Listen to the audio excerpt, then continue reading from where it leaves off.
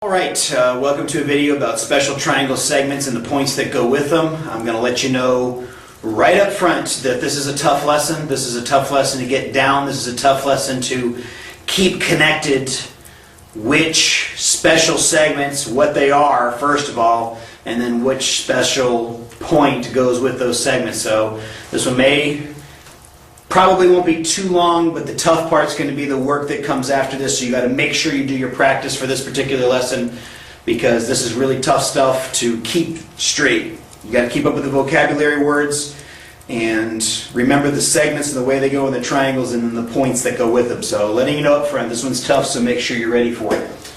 Alright, 5 special triangle segments. The first one is an angle bisector. And the point that goes with that is the in-center, and we'll try to explain why when the time comes for that. Perpendicular bisector and a thing called the circumcenter goes with that. We dealt with angle bisectors and perpendicular bisectors already. Those don't change, but we're just dealing with a triangle now instead of just simply plain old an angle or a segment or whatever the case may be. So we're applying them to a little bit different situation than the last time. The median goes with the centroid, and there's some interesting properties that go along with that as well. The altitude goes with the orthocenter, and then lastly, the midsegment doesn't have a special point that goes with it, and it's a pretty easy one to deal with. So the midsegment is usually the easy one. The vocab words themselves aren't that big a deal. It's connecting in-center with angle bisector, circumcenter with perpendicular bisector, centroid with median, and orthocenter with altitude. That's going to be the tough part, and I'll try to give you some mnemonic devices and some ways to think about these in order to try to stick these in your head. All right. So the first thing we're going to look at is an angle bisector and a thing called the in-center. So what we're going to do here is get ourselves a triangle.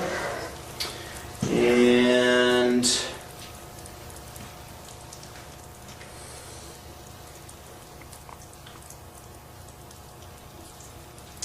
there we go. All right. And all this is talking about angle bisector. You know what it is. This is something that bisects or cuts an angle in half. But what's going to go on here is that we are going to have one that is drawn from a triangle. We're going to draw all 3 of them. Now I'm going to do the best I can. If I was using the geometry sketch pad, I could draw this a little bit more exactly, but there's one. So then we'll try this one, trying to line up exactly halfway in the angle as best as I can visually. And then last but not least, we'll come here.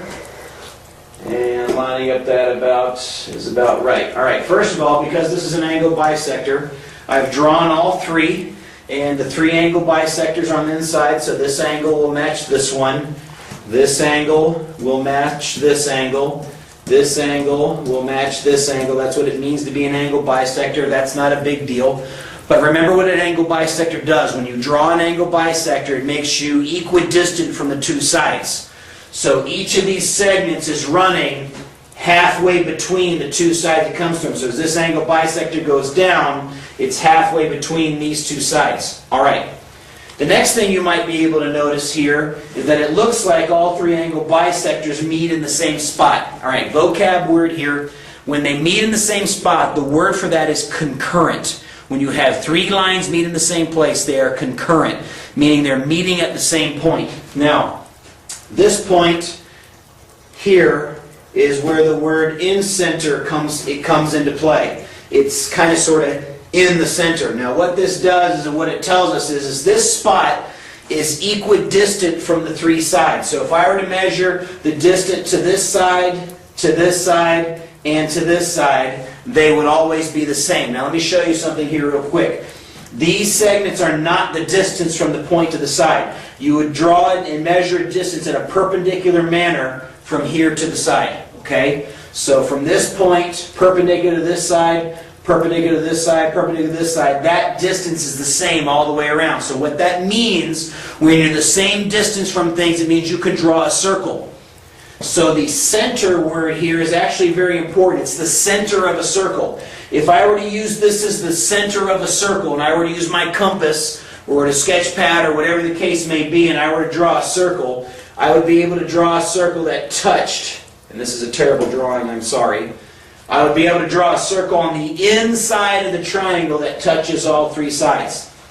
The key to that is this: because you're on the angle bisector, you're equidistant from the sides. When you're equidistant from the sides, that means from this spot, to that side, to that side, to that side, it's the same thing. This is called tangent to the side. So I've drawn a circle. This is called an inscribed circle. This is a circle that is on the inside of the shape, in this case a triangle, and it's tangent to all three sides. Now don't go with my circle there, it's a freehand drawing, but hopefully you get the idea of what it means. So maybe it connects a little bit. Equidistant from the sides, so that I'm drawing in a spot that is the same distance from all the sides. So that's called the incenter, and if I wanted to, I could draw a circle that would touch and be tangent to all three sides. It's a little bit easier to show in the geometry sketch pad. You might let me let you do that. If you have any questions about these things, please feel free to come and see me. Say, Coach Harris, I need you to show me this on the sketch pad so I get an idea what's going on, get a little bit more exact drawings on what's happening there. All right. The next one is a perpendicular bisector. And again, giving myself a little triangle action here. Perpendicular bisector, just like it was before, is a segment that is a perpendicular bisector. This one's going to be really tough to draw because of the midpoints. So, trying to go perpendicular and through the midpoint, this one's going to be a little bit tougher. So, somewhere, I'm going to guess, right in there, trying to be perpendicular, and right in here, trying to be perpendicular. That's about right. All right. Perpendicular bisectors. So first of all, what it means is I've drawn through the midpoint. So this and this, this and this, this and this are all the same. I have right angles all over the place because it's perpendicular. Right angles here and here and here and here and here. And again, you'll notice the same thing. It looks like they've all met in the same spot, and they are. That's called concurrent again. And that spot is called the circumcenter. Now this one's like the incenter. Incenter is drawing a circle on the inside because it's equidistant from the sides. Well, what do you know about a perpendicular bisector? A perpendicular bisector is equidistant from the ends.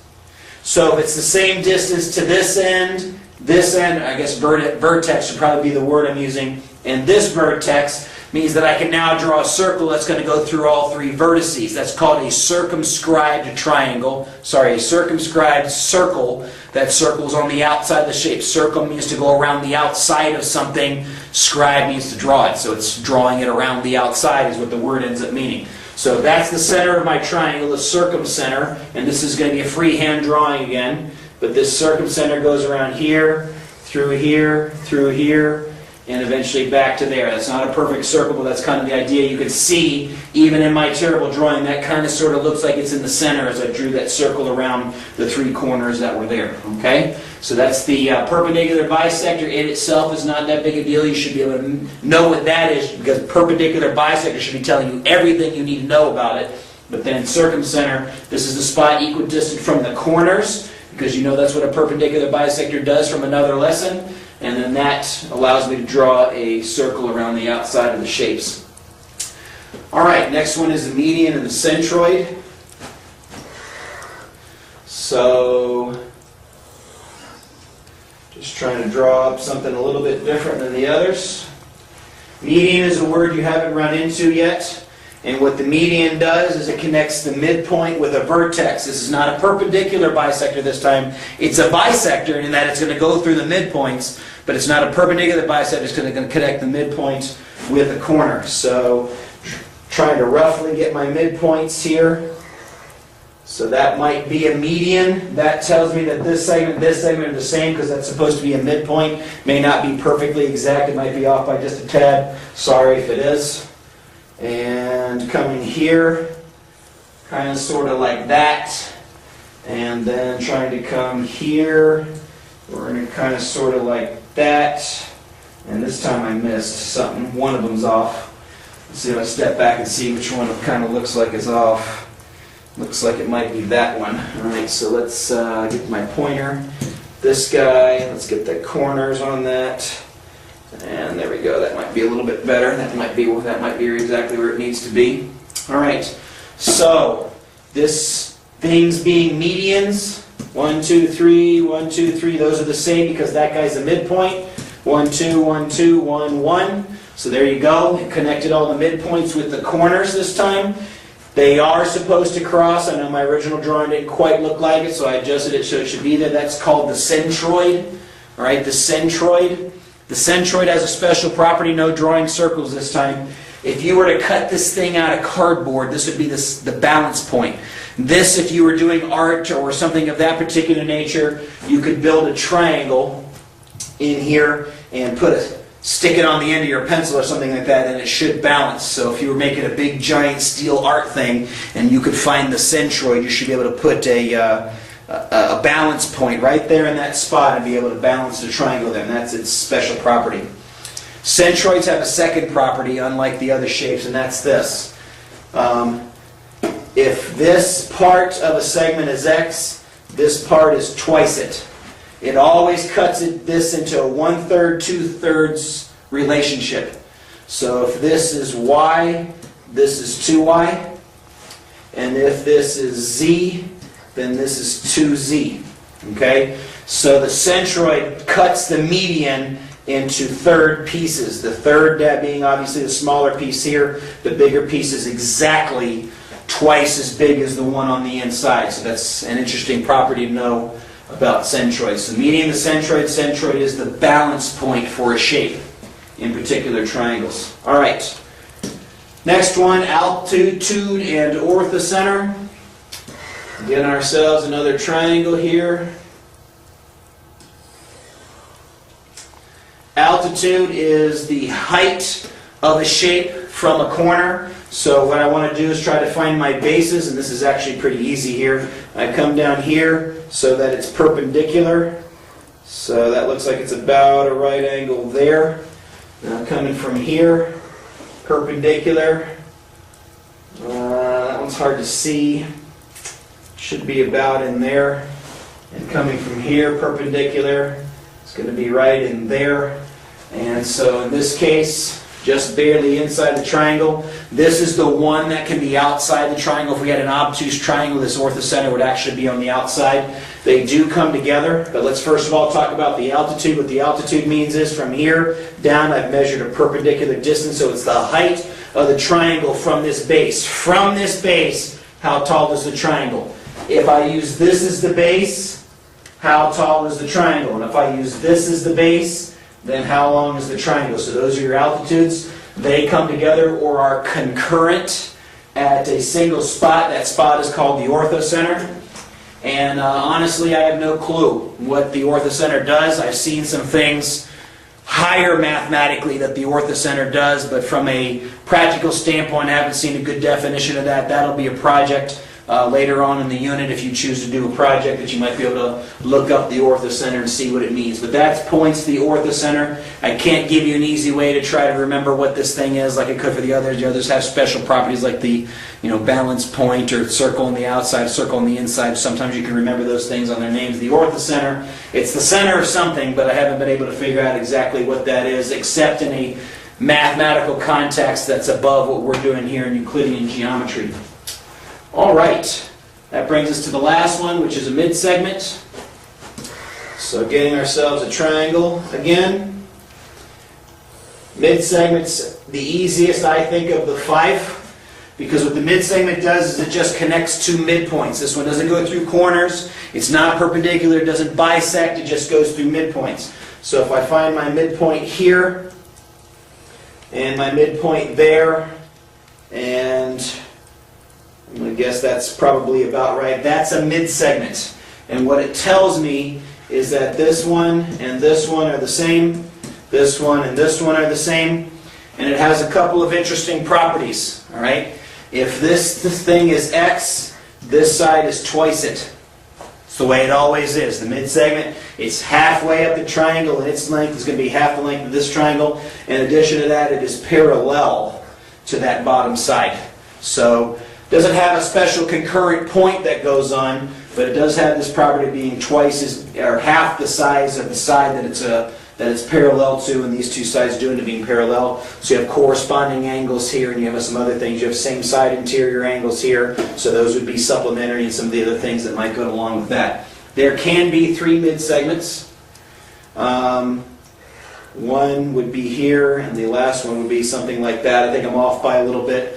But you can see this divides the triangle into 4 little sections, and actually those 4 little sections are all the same, and that's something you'll work on proving at a later time. But that's what a midsegment does, 3 midsegments. So this side would be parallel to this side, and this side would be parallel to that side, and it still cuts it into smaller and equal pieces. This length and this length would turn out to be the same. All right. This is a video you might want to watch again. This is a video where I didn't get it. It was kind of a whirlwind. Feel free to ask your teacher. You can, or I can help you out, talk you through some things, and try to help you get those things stuck down in your head. Spend some time. Be careful with your homework so that you make sure you're learning what you're supposed to learn from this stuff. So that's the special triangle segments video. Until next time, see ya!